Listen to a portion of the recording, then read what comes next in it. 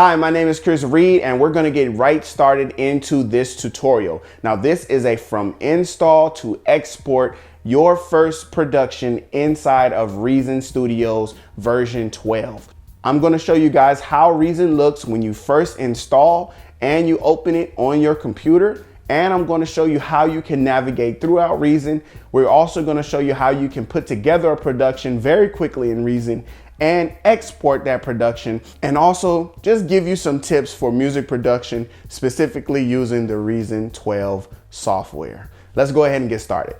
This is typically what your window will look like when you first open Reason version 12.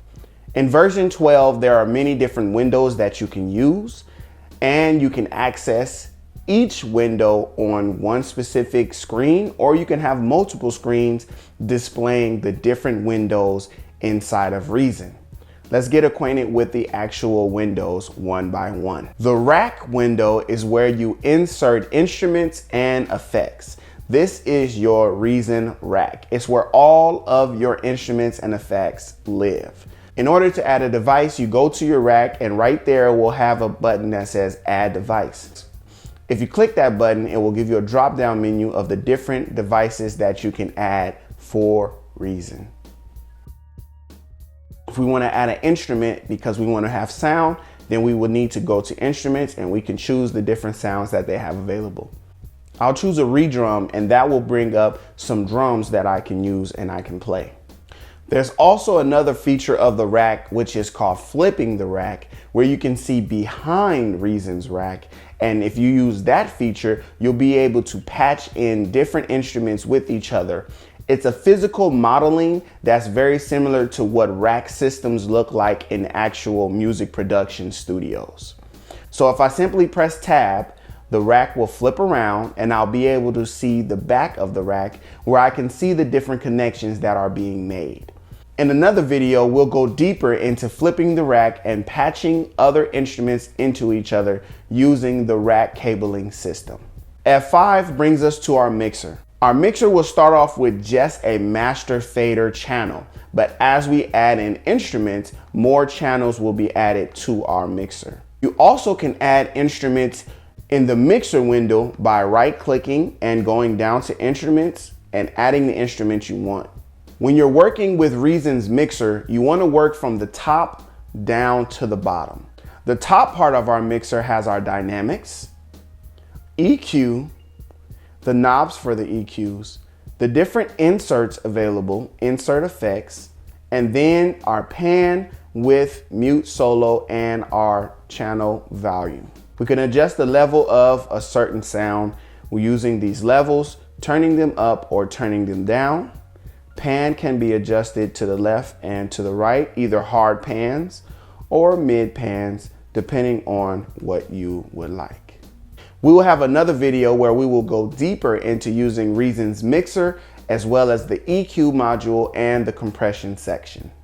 The sequencer is where you will be laying out your Midi notes to create your musical sounds and compositions, or where you will be recording in lines or microphones to bring in actual acoustic or electric instruments. You will be using the sequencer to do all of those things.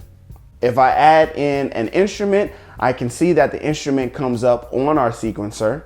I can see the name of the instrument. I can mute that instrument, solo that instrument, and I can arm it for recording. So this is our main instrument, and Reason has already given us a lane that we can use. But I can also press the period button, or I can press this plus button in order to get a new note lane. Each of these lanes can be armed for recording, or we can create a clip where we can actually go into the clip and draw out our Midi notes. At the very top of the sequencer are all of our different cursor select modes. This is our basic standard arrow, but it can be used to select different notes and different items inside of the sequencer.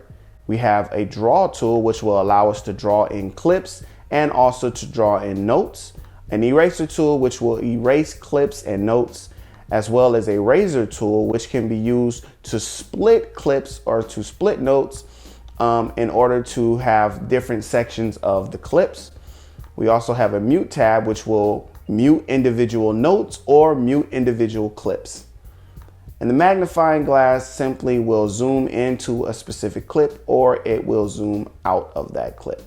Lastly, there is the hand tool, which will allow you to drag the sequencer from left to right and up and down so that you can see the different portions of your song inside of Reason.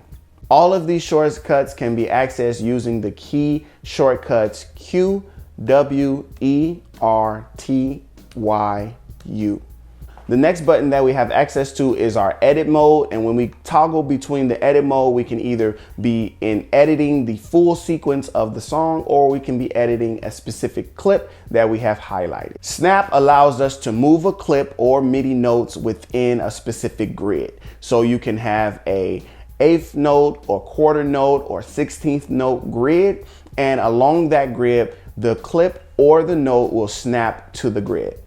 Grid mode allows you to zoom in and zoom out and change the amount of snap depending on how zoomed in or zoomed out you are. As I zoom in, the grid snap increases. As I zoom out, the grid snap decreases. And that's helpful for being able to snap your clips into place if you're working with a very small portion of your song, or if you're working with a very large portion of your song. Down at the bottom, we have our zoom in for our note lanes. We can zoom those note lanes in. We also can see more of our sequencer window by dragging this in or dragging this out. We also can use the key shortcuts G and H. G will zoom out and H will zoom in. Down at the bottom, we have a section where you can turn on and off the on-screen keys, and you have access to the regroove mixer. Now, you can use the regroove mixer to add in certain grooves, and that will make your music less robotic, and it will give you more room to customize how you want your music to sound. This cue record actually activates whether or not you want your MIDI notes to be quantized when you're recording or not. And we also can change the amount of our quantize here at the bottom. And if we have some MIDI notes that we want to quantize, then we can simply press this quantize button. On a PC, we can use the shortcut Control Q, and on a Mac, we can use the shortcut Command K in order to quantize those MIDI notes. Unless you are linking Reason with another program, you don't have to worry about the sync mode. These numbers down here indicate the positioning of our playhead. As we play our playhead, it will show us the positioning of the playhead by time and by measures of bars. Next, we have our metronome click, and you can set that to start clicking, and there is a shortcut which is C on both Mac and PC. As you're getting ready to record playing out the MIDI notes, you can use that pre-count to give you some time before the recording begins, and so that you can get ready to play your instrument. You can adjust the volume of the metronome here. Tempo can be adjusted with plus or minus keys, or you can dial in a very specific tempo by double clicking these numbers, or you can drag these numbers up or down in order to select a different tempo. Underneath, you can actually tap in a certain tempo if you like as well. Underneath our tempo is our time signature, so we can choose to be in 3/4 time or 4/4 time, or any time signature that you would like to play your music. You can choose that time signature underneath the tempo. Our transport section is next, and here we can rewind, fast forward, stop, play, and record our music. Keyboard shortcuts will really improve your production and speed things along. As before we said, you can use this plus sign to create a new note lane, or you can come down here to the bottom and press the dub button in order to create an overdub. And if you are actually recording at the time that you press that overdub, it will continue to record and continue to play, but it will give you a new lane that you can record into. If you use the Alt or ALT, which is a new alternative take, then it will actually mute the previous take that you had just recorded. As you are recording your music, if you press Alt, then it will mute the previously recorded MIDI notes, and it will allow the new notes to be recorded in. And you can do that as many times as you like within a recording and within those note lanes. The last section is our loop section, and we can set up a loop simply by dragging these left and right indicators to a specific position, or we can set those positions using these numbers here at the bottom. And we can also snap our playhead to the left and right of those loop positions by pressing the L or the left respectively. We use this button to turn our loop on and off. The last window that I want to show you guys is our browser window. The browser window can be viewed in all of the other different windows. So you can bring your browser up if you're only viewing your sequencer, your rack, or your mixer. Simply by pressing F3, you can hide and show your browser window. Also, if you see these circles, you can actually open and close the different windows using these circles. And this arrow here will allow us to detach the rack, or to detach the mixer, or to detach the sequencer from the window that it's in. It's totally up to you how you want to customize the look of your Reason Studios. Inside of the browser window, we can use the search feature to find sounds, or a type of sound, a type of instrument, or even names of loops or names of sounds. You can use this search window to find pretty much anything you have installed inside of Reason, or anything that you have attached to the browser window. You also can search files that are just inside of your computer's folder, like your main computer folder, documents, desktop. All of those things can be easily accessed through the search feature and through the browser. Let's take a look at Reason Studio's instruments that are included when you purchase Reason 12. So there's a Kong drum designer, Redrum drum computer, Dr. Octorex loop player, Europa shape-shifting synthesizer, Mimic creative sampler, Grain sample manipulator, Thor polysonic synthesizer, Subtractor analog synthesizer, Maelstrom grain table synthesizer, Monotone bass synthesizer, ID8 instrument device, Rhythmic drum machine, Radical piano, NNXT advanced sampler, NN19 digital sampler, and a Midi out device. All of these devices can be added to your rack and used to create sounds inside of Reason. And if you have VSTs or other plugins, they will show up in this window as well, but instead of built-in devices, it will say VST devices, and you'll be able to load in those instruments as well. For now, we're gonna stick with Reason stock instruments and stock devices that they have included inside of the software. Reason also has a ton of effect devices as well. There's the Quartet Course Ensemble, Sweeper Modulation Effect, Pulverizer Demolition, the Echo, Alligator Filter Gate, Screen 4 Distortion, BV512 Digital Vocoder, RV7000 Mark II Reverb, Neptune Pitch Adjuster, Soft Tube Amp, Soft Tube Bass Amp, Synchronous Effect Modulator, Audiomatic Retro Transformer, Master Bus Compressor, Channel Dynamics, Channel EQ, M-Class Equalizer, M-Class Compressor, M-Class Maximizer, M-Class Stereo Imager, RV7 Digital Reverb, DDL1 Digital Delay Line, D11 Foldback Distortion, ECF42 Envelope Controlled Filter, CF101 Coarse and Flanger, PH90 Phaser, UN16 Unison, Comp1 Compressor Limiter, PEQ2, which is a 2-band parametric equalizer. These effects can either be added as insert effects, which means you will be able to turn up the wet and dry on the mixer bus, or you can add them directly to the instrument as well. The next section are the utilities. Built-in utilities that Reason offers is the Combinator, Pulsar Dual LFO, RG8 Monophonic Arpeggiator, Matrix Pattern Sequencer, Spider Audio Merger and Splitter, Spider CV Merger and Splitter, Mixer 14x2, a Line Mixer 6x2, a mix channel, and an audio track. Each of these utilities can be used in order to bring instruments together or to manipulate those instruments in a way that an effect would not manipulate them. So these utilities are just that. They are utilities, kind of tools that you use in order to help you along in your music production, but they're not necessarily instruments or effects.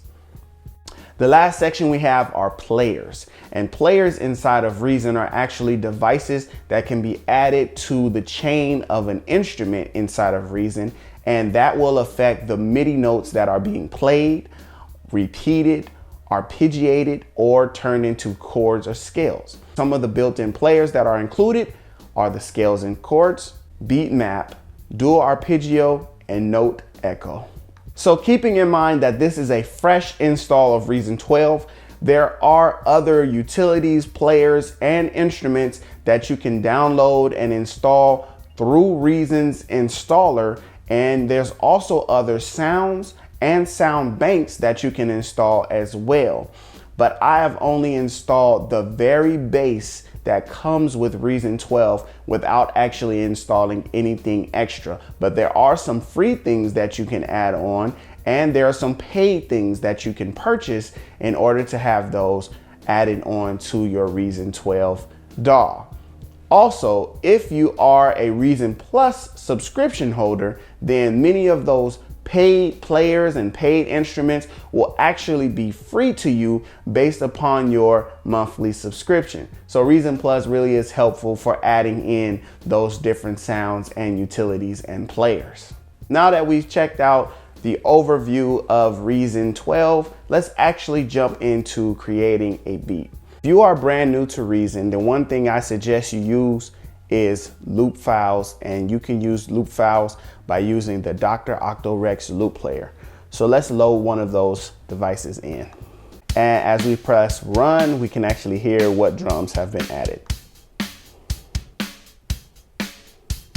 In the Dr. Octorex loop player patches, there are other sounds that we can simply add in. So we can add in a guitar loop, and we'll find some loops that we want, and we can just hold that and drag that underneath, and it'll add in the next instrument.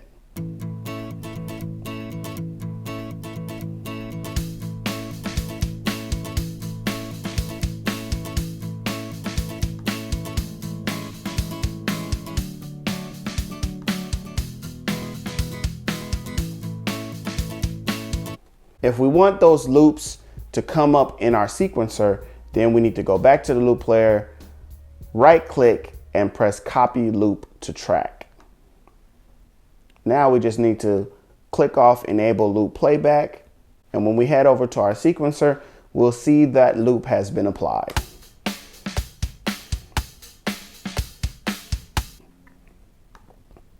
Could also just bounce this as audio as well. I can bounce in place, and now it will come up as audio that we can hear back. Oh, this is so low.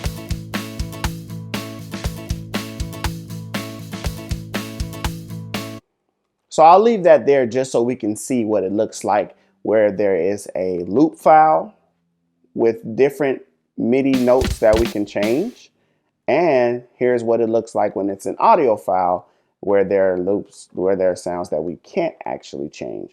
But if we get creative, we can move those files and sounds around as well. Now let's actually arm the record on our guitar, and we're going to actually record the changes in these loop files that we are playing. So we're going to go ahead and add our pre-roll, and we'll hit record.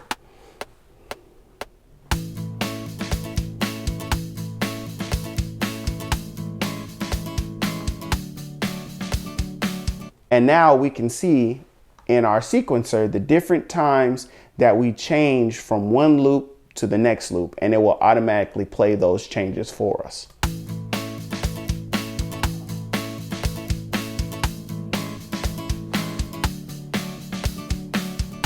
All right, so this is a little short, so let's lengthen it out. I'll go ahead and select everything. I can do that with Control or Command A, and I can press Command D, and that will duplicate that section over again. So now I have 2 sections, a total of 8 bars of that playback. This last one, I want to change it. I can actually change the loop without recording it, I can actually press this drop down arrow and I can change the loop that I want to play there. Let's change it so that it plays this E.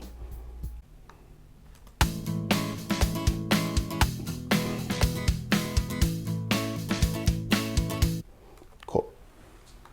So now let's add in a bass line. So we'll go ahead and add in an instrument, and let's use the ID8 instrument device. It's a very simple device that will give us instruments, pianos, bass, guitars, whatever we're looking for. We'll simply add that in. If we switch over to our rack, we can actually change what device or what sound we want this device to be. And so we'll choose to use a bass guitar. And again, I can also use this keys button down here to pull up the on-screen keys. And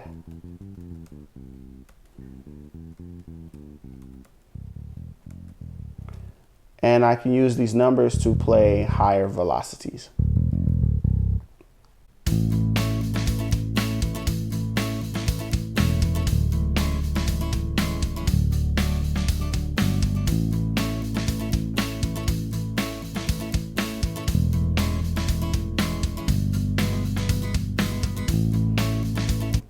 So I noticed I played a wrong note there. I actually was supposed to play an E when I played a G. So what I can do is I can double click, or I can press edit mode so I can get into the clip that I just created with that recording.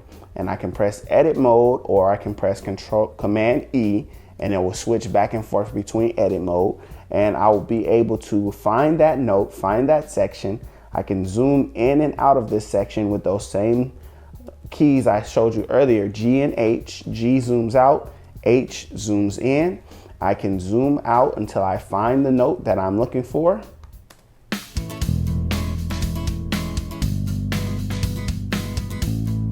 So there's the G that we play, and we can see that it's G because when we click on the note, it actually highlights this piano roll, and if we know our keys, then we know that is a G.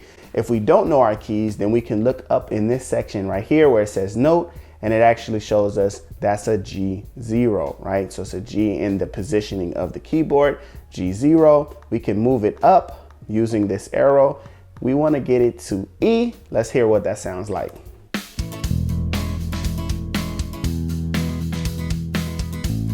So now we have the E where we wanted it instead of that G. We can also change the velocity of these notes either by affecting them here using our pencil tool. We can bring the velocity down or bring the velocity up, and you will see that the brighter the color of the note is, the louder it is actually going to be played. And the dimmer the note looks, or if it looks in like white like this, then that means it's going to be played more softly. We also can affect the velocity of all of the notes using this section over here where it says VEL. We can bring everything down, we can bring everything up. Just keep in mind that this is in relation to the velocity of how the keys are being played as MIDI notes, and not necessarily the overall volume of the track. If we want to affect the overall volume of the bass guitar, then we need to go back to the rack. So we'll use our function key to go back to the rack. And here we can see the volume knob is set to 0 dB, and our level knob on our mixer is also set to 0 dB. So that just gives us a baseline. All of our levels of our tracks are set to 0 dB. So unity gain is a great place to start. And if you want something to be quieter, then you can pull that down. But if you want something to be louder at this point, since we're all at unity gain, it would probably be better to start lowering some sounds rather than raise something above 0 dB. So we already have everything at 0 dB. We shouldn't be going over 0 dB. So we want to keep that unity gain just as a reference point for when we're creating our productions. So let's say we wanted to add in another sound. Let's say we wanted to add in something like some strings. We can actually go ahead and open up our browser, and by opening up our browser, we will have access to our search, and we can simply type in strings. and it will give us a selection of patches for strings. So we will use this first patch that comes up, big strings. We'll bring up our on string keys, and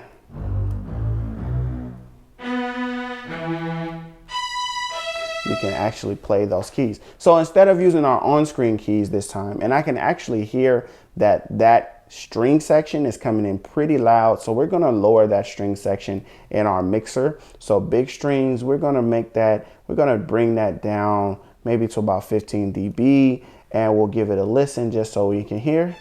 So yes, that's a little bit better. We don't want it to come in so loud. We want it to be a little more subdued. And there's a couple other things that we can do to the string section as well. Let's actually add in some of those effects. So some of the effects that have already been created is a reverb plate. So here's what this sounds like if we use the reverb plate. And we can, of course, increase the level of that reverb, or we can decrease the level of that reverb almost to where we can barely hear that it's there. So we want to have like a nice amount of reverb on these strings, and we're actually going to use a different feature to draw the MIDI notes in. We're actually going to use our piano roll to draw those MIDI notes in. So we'll head back over to our sequencer, and now this time we're going to use our pencil tool to simply draw out a clip, and then we're going to go into edit mode. And we're going to find the beginning of our clip, and we can use the piano roll. This is known as our piano roll. We can use our piano roll to find where we want that string to come in, and we can use this keyboard to audition the sound.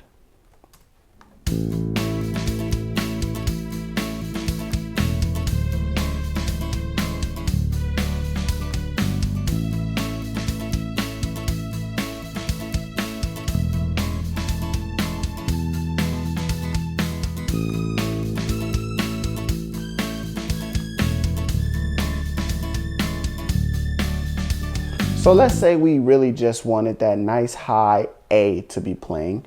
We're going to use our pencil tool, and we can just draw in an A. And if we hold that down, we can change how long or how short we want that A to play. We can draw it out so that it covers the entire range of the clip. And if we want, we can change the velocity so that it doesn't play as hard, and we'll hear the playback. Of course, with our note, we can actually raise it or lower it. So we can lower it to A4, for example. Now let's use scales and chords to add in these piano chords. We can actually just copy and paste the same bass line, and instead of playing that bass line, it will play chords because we have scales and chords added onto it.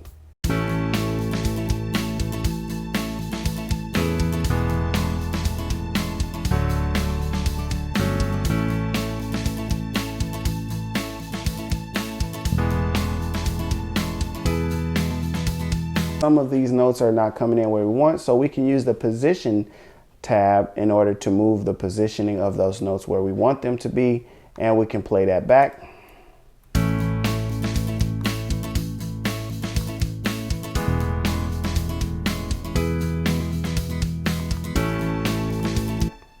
If you're using scales and chords, then you really don't have to know like music theory, because you can just use scales and chords and play the same notes that are already being played, and you can just play around with it. So you really don't even have to know how to create those chords, because scales and chords will help you to play within the specific key that you want and create chords with it. So when it comes to our music production, of course, we want to be able to use the sequencer in order to create different parts of a song. So we don't want everything to sound the same. We want to change different parts of the song so that it sounds differently. So what we'll do right now is we will highlight all of our notes and all of our patterns, our clips, so that we can create some different parts for this song. So let's actually go ahead and hold down Alt so that we can drag that over and create a new section. And what we'll do first is we'll go ahead and get rid of these drums, and let's also get rid of these strings, And let's also get rid of this piano. And we'll just play just the guitar and just the bass.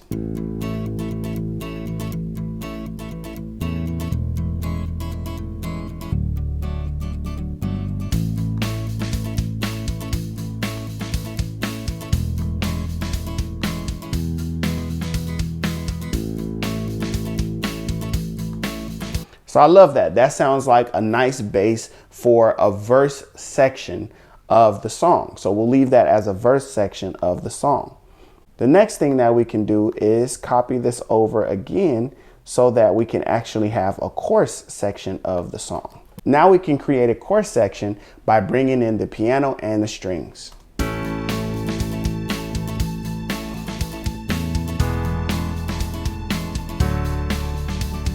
Using our sequencer, we can continue to copy and paste different portions of the song until we have a full song that includes the amount of verses that we want, the amount of chorus changes that we want, maybe even add in pre-choruses or even bridges to our song. And then we are ready to finish our song by exporting our song. So now let's say that I've finished my entire song and I have the parts that I want, and without going into mixing or mastering, I just want to be able to bounce this song out and be able to send this file to other people so that they can hear it maybe as a reference track or so that they can hear the finished product. However I want to send it to them, now is the time for me to export this track. So I'm going to go up to the top to File. And we're going to use export song as audio file. And what that will do is that will export wherever the beginning of the song is all the way to this indicator that has the E. It will export all the way to the E.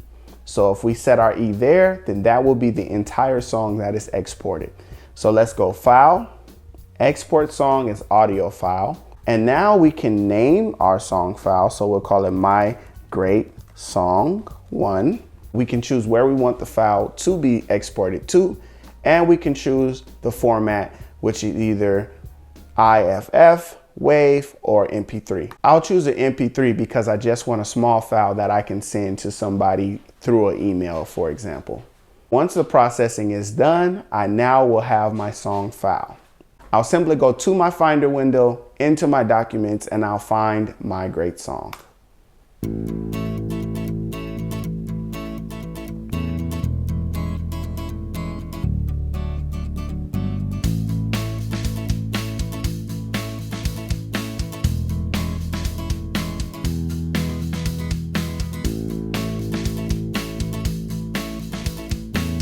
All right, and that's how you can create a track in Reason 12 from start to finish. Maybe this style of track was not like your style of track that you're interested in. Maybe you're interested in EDM or trap or hip hop or jazz or R&B. Whatever style of music you're into, Reason does have the capabilities in order for you to bring your musical ideas to life.